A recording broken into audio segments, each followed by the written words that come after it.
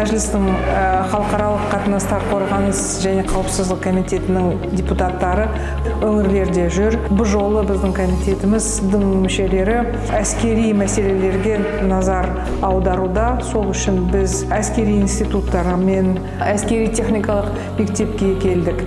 Кеше Алматылық гарнизонда болдық.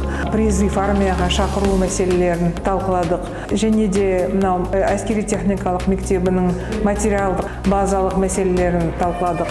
Жалпы біздің әскерилердің елімізді қорғауда, еліміздің қорғаныс әлеуетін күшейтуде ниеттері керемет жақсы мамандарды дайындап жатыр. Бірақ кейбір проблемалық мәселелер бар. Оны біз талқыладық, оны шешуге тырысамыз.